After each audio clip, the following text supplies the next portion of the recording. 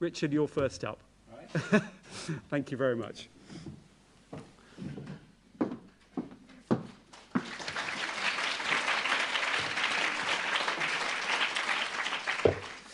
Well, thank you very much for the opportunity. It's always great. I'll talk to anyone that's listening, to be honest, about Innocent, so thank you. Matthew suggested I do three things. One was just give a very brief bit of history about the company, about how myself and my two friends got started. Second one then was just spend a bit of time talking about the Innocent approach to business. We're 1,000 miles off being perfect and 1,000 miles off being the company that we want to be, but we have got a strategy for how we hope we can go about doing business in a slightly more enlightened way. And I was just going to quickly take you through that. And then thirdly, just at the end, just to talk through what I think for me as a guy running a company, what are the advantages of integrity? There are certain things that you get out, as well as a greater sense of pride from running a company, and hopefully what is a slightly better than average way. I find it myself a bit of a fraud to share a stage with someone like I said. The big issue for me is an absolutely amazing social enterprise, and at the end of the day, we're a private profit-making company. And so I wouldn't like to think of myself in the same category as something like the big issue, but I can tell you about from my sort of perspective as an entrepreneur of a business. So starting with the first things first, the history of the company. It was set up by myself and my two closest friends. We'd known each other for as long as, for about 6 or 7 years. We were at college together and always used to talk about how much we'd love to set up a business together. And after a while, stopped talking about it and said, look, we should either get on with it or just give it up, otherwise we're going to drive ourselves completely nuts. And we were on a snowboarding holiday at the time and came up with different ideas. We said we wanted to create a business that made life a little bit easier and a little bit better. And that was our going-in point. And from that idea of making life easier and better, we came up with our first business idea, which was to make this thing called the Amazing Electric Bath, which in the history of business ideas is probably the worst business idea ever thought of. It was all about this bath that would fill itself up to a pre-designated level and pre-designated temperature all at the touch of a button. The fundamental flaw that when we looked at the drawings was that it involved water and electricity in close proximity. We realised rather than making life easier and better, we're just going to make life a hell of a lot shorter for people. So moved on from that. And then it came back to a bit of advice that I was given I could pass on to someone else, which is, look, if you're setting up a business, make sure you know who your target audience is. Make sure you absolutely understand them and what it is that they want. And at that stage, we could say, look, the only target audience we probably understood was ourselves. So what's something that we ourselves want on a day-to-day basis? And that was something that would be natural, fresh, healthy, a really easy way to do yourself some good, because you know what it's like. You live and work in an urban area, we're out late, we're working hard, we're not making it to the gym, and the only place that's open for food is typically the local kebab shop. So wouldn't it be great if there was a company that just made natural things that made it easy for people to do themselves some good? So that was our idea for Innocent, and we started by literally buying £500 worth of fruit and turning it into what was our favourite smoothie recipe at the time, and selling bottles of smoothies from a stall at a music festival. And at this stall, we had a sign above it that said, should we give up our day jobs to make these smoothies? And put out a bin that said yes, and a bin that said no, and asked people, I guess in a precursor to Pop Idol, to vote, but using their empty bottles. And we got to the end of the weekend, and the yes bin was pretty full, and there was definitely some in the no bin that we traced back to our mums who were trying to persuade us out of giving our decent jobs at the time. But it gave us enough confidence to go in the next day and resign and set up Innocent full time, which is what we've been doing.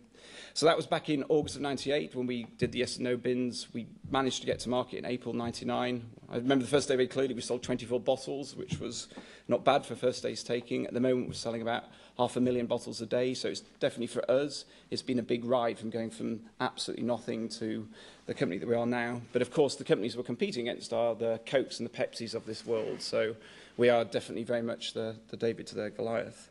But that's the history of the company. As I said, the second thing, as I was talking about, is just our approach to doing business. And I guess if I was to summarise it in a phrase, we want to be net positive. Easy thing to say. The other way I talk about it is, and I'm always conscious it makes me sound like a Miss World contestant, but we want to make things, leave things a little bit better than we find them. And that's really, can be, some people sort of screw their faces up and think it's a bit of a trite phrase. It may be, but it does sum up what we're actually trying to achieve with Innocent. But I guess a noble intention and a nice Miss World contestant phrase is all very well and good, but how you're actually going to do that. And as I said, we've got a lot more questions than we've got answers at the moment because we're still starting out on our path. But we do have our sort of first blush of strategy about how can we have a business that is net positive. And it comes down to doing 5 things. We think first and foremost, the most important thing is the nature of the things that we make. We have to make stuff that nutritionally is totally natural, and totally healthy. So when you drink one, you're slightly better off than you were from before in terms of the nutritional point. So that's why our drinks are always 100% fruit, never made from concentrate, the sort of the fresh, natural, real stuff.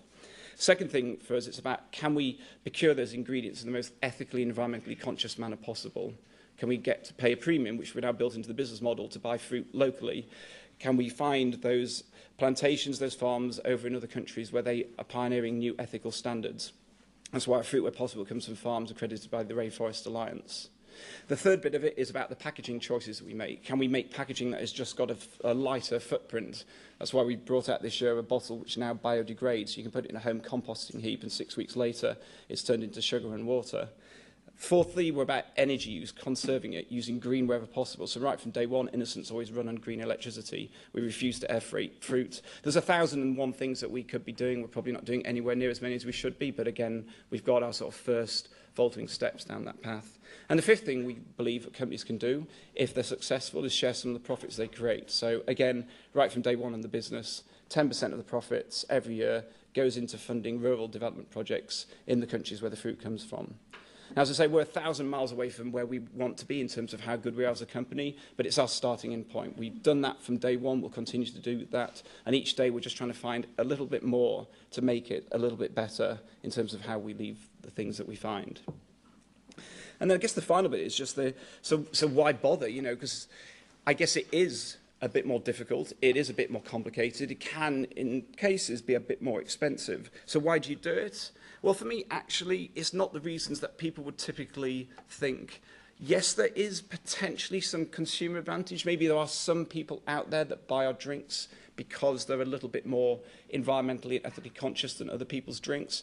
But actually, that's not really the main reason why people should be buying them. They should be buying them because they're more natural and they're fresher and they're healthier and they taste great. That other stuff, I actually don't think it really does drive that many sales. It might get us the odd extra listing, or it might get us in front of the right person that's going to make the listing decision. But again, I can't really, in 7 years of business, really put my finger on a time when it's actually happened.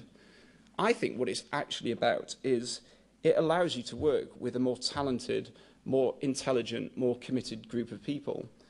That's the reason for the success of Innocent so far. It's the fantastic people that I get to work with. And I know that because they're bright people, that they read the newspapers, because we watch the movies, because we realise that there are some absolutely huge issues that we're facing. And I don't want to work with people that can come into a business and leave those concerns at home. I think the best businesses, especially the ones going forward, are going to be the ones that ask the people that work in their businesses to remain as those people while they do their business work, to keep their personal values, to not check in the personality at the door. I want people that can come in and make business decisions that, whilst financially astute, are actually socially aware. And I can't expect people like that to stay around if they're going to be working in a business that doesn't have integrity. So that, for me, is the thing that I've realised over time. If you can find people that are commercially aware and socially aware, it's such a killer combination. And I want as many of those people that don't over-index in one, but over-index on both, that are commercially aware and socially aware, working in the business. It means I get more out of it. It means that we can all be prouder. It means it's a more exciting place to work. And best of all, it means we keep these talented, intelligent, passionate people engaged for longer. And that's surely got to be the best route to being a successful business. So anyway, they're my sort of thoughts in terms of what Innocent's about and how we got to where we are, and why I think it is always worth as a commercial as well as a moral benefit from trying to sort of give, if you excuse my French, a bit of a shit about the sort of the way that business interacts in the communities in which it's a part of. Thanks very much.